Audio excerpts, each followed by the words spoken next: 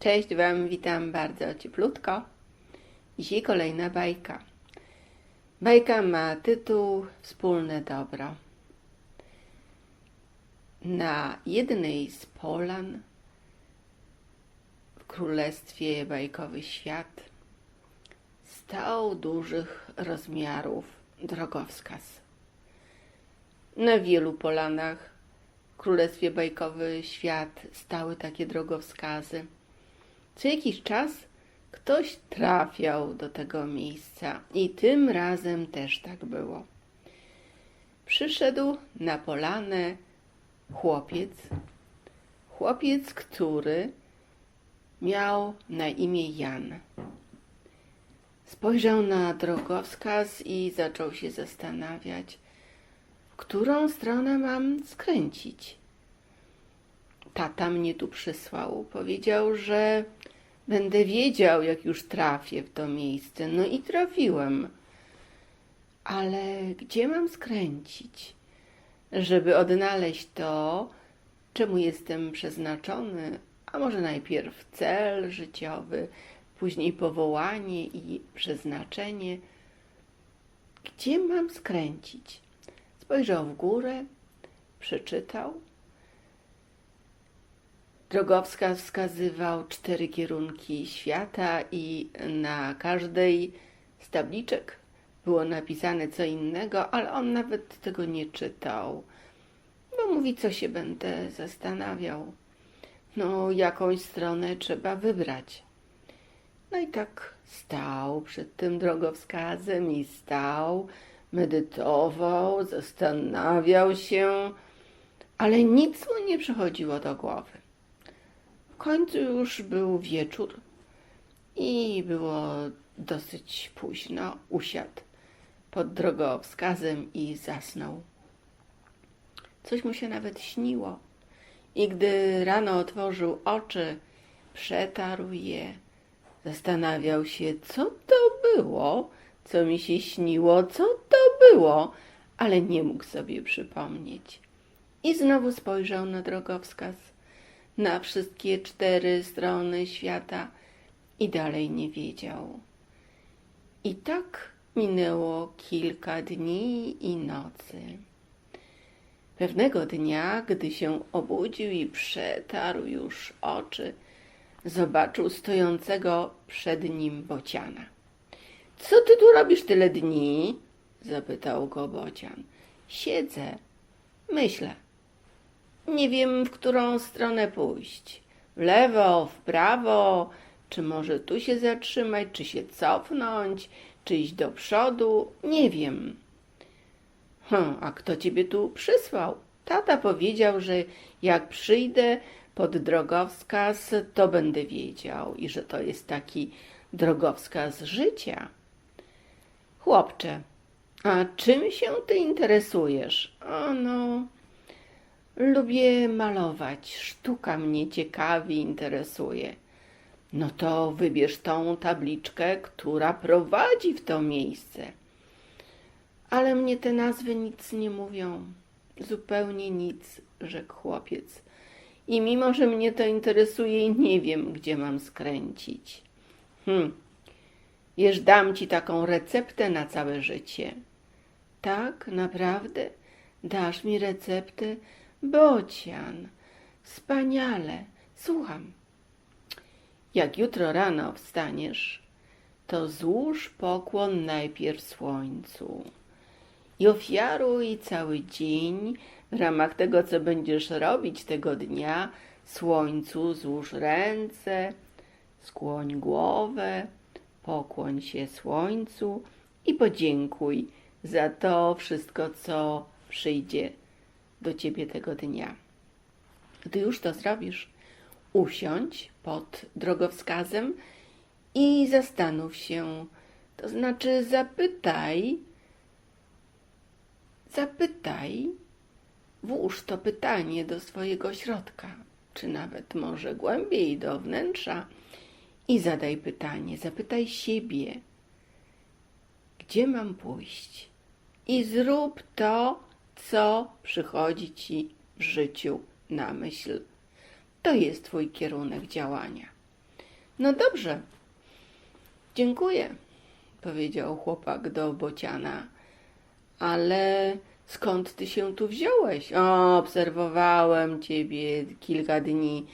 Ja się opiekuję tym drogowskazem. O, to tym bardziej dziękuję.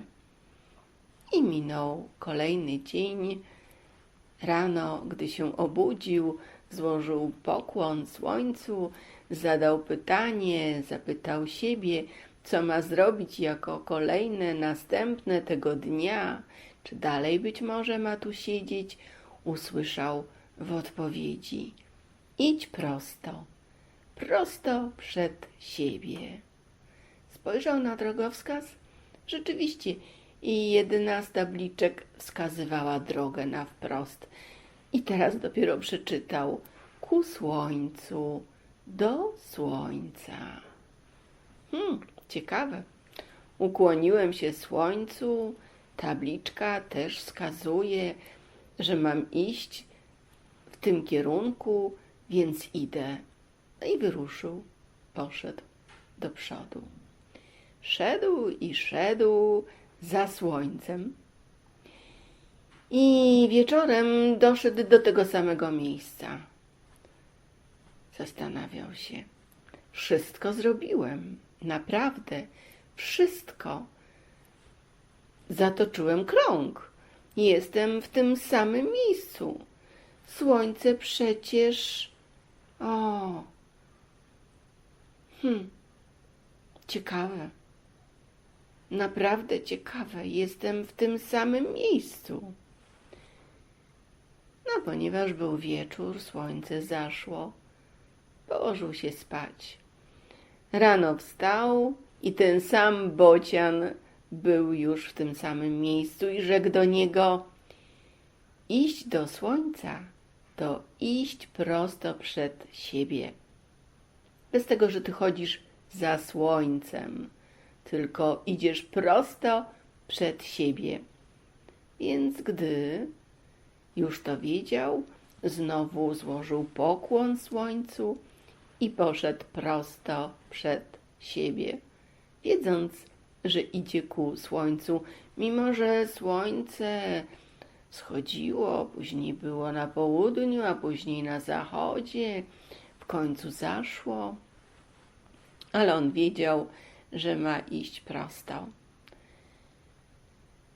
Trafił do miasta, małego miasteczka. W tym małym miasteczku była szkoła sztuk wszelakich. Zastukał, otworzono mu, wszedł do środka, powiedział, że chce się zapisać na wydział malarski i przyjęto go. Więc zadowolony, radosny, znowu w rozmowie ze sobą zapytał siebie, gdzie ma się przespać, gdzie ma znaleźć nocleg, taką stację, może nawet na cały okres uczenia, i znalazł. Słuchał siebie i uczył się. Tak minął rok, 2, 3, 4. Ciągle pamiętał o tej recepcie życia. I gdy któregoś dnia zdał już ostatni egzamin, pomyślał: co mnie teraz ciekawi, interesuje. Przedtem to, a teraz? Ho, ho, ho. Wiem, pamiętam tą receptę od bociana. Mam zapytać wewnętrznie, co mam zrobić jako następne. Rano znowu złożył pokłon słońcu, podziękował za swoje życie i ofiarował cały dzień słońcu. I gdy usiadł na łóżku w swoim pokoju, którym był całe 4 lata, zapytał siebie: co teraz? No teraz trzeba, żebyś poszedł do pracy. A, no fakt. Nauczyłem się wszystkiego, co było trzeba. Rzeczywiście.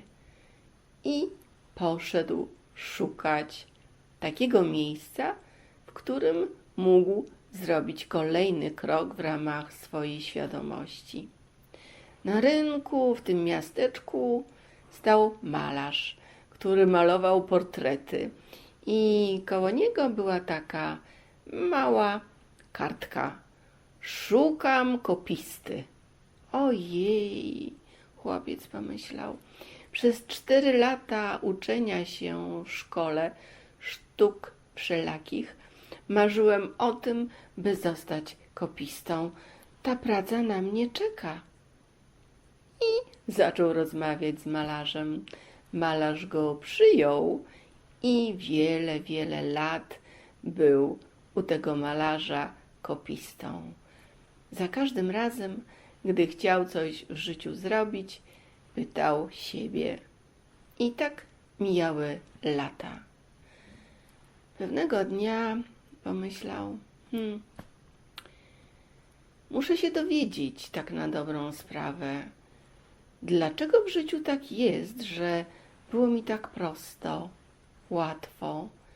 Właściwie wystarczyło pamiętać o 2 czynnościach. Kto mógłby mi na to pytanie odpowiedzieć, dlaczego było mi tak w życiu łatwo? Być może ten bocian. Może udam się w to samo miejsce i zapytam go, skąd ta łatwość życia? Jak pomyślał, tak zrobił. Jeszcze na wszelki wypadek zapytał siebie, czy to dobry wybór, dobra decyzja i powędrował. W kilka godzin był na znanej sobie polanie. Drogowskaz dalej tam był. Więc stanął pod drogowskazem, zaczął się rozglądać i naraz koło niego stanął bocian. Spełniło się w twoim życiu wszystko to, o co pytałeś siebie? Tak, oczywiście.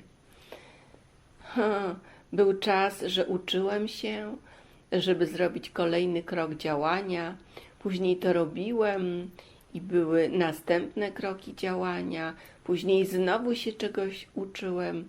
Dzisiaj jestem absolutnie wziętym malarzem. To po co tutaj przyszedłeś? Zapytał bocian. No, przyszedłem zapytać ciebie, dlaczego było mi tak łatwo w życiu? Nie wiesz? Zapytał bocian. Nie, nie wiem. Wszystko tak łatwo się działo. Ha. Wiesz, bo ty byłeś stworzony dla wspólnego dobra. Wspólne dobro tak ma, że człowiek działa bez oporu, złości i nienawiści. To działanie w miłości i dla miłości. A wszędzie tam, gdyby miał opór, złość i nienawiść, zastanawia się, z czego to płynie. Z reguły płynie z niezrozumienia, niewiedzy. Więc zadaje pytanie, pyta siebie, dostając odpowiedź, brak już jest potrzeby oporu, złości, nienawiści. Ale ja nie pytałem, powiedział już dorosły mężczyzna. Tak, wiem, bo ty byłeś stworzony dla wspólnego dobra.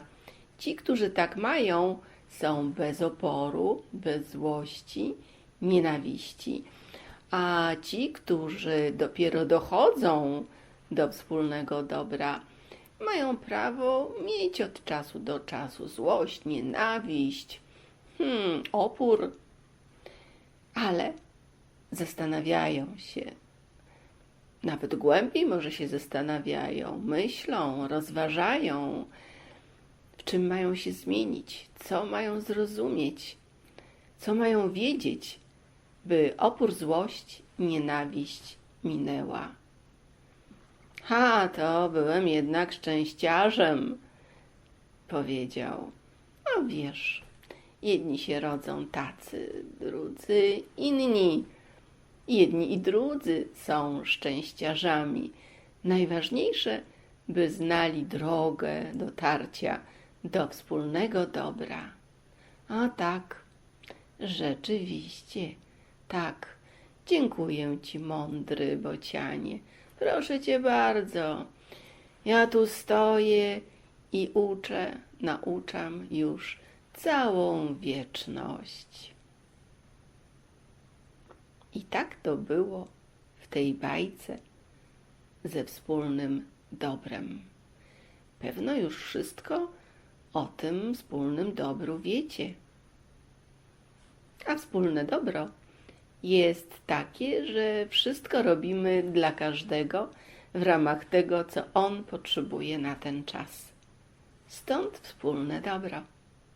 Tyle na dzisiaj. Dziękuję. Dobranoc.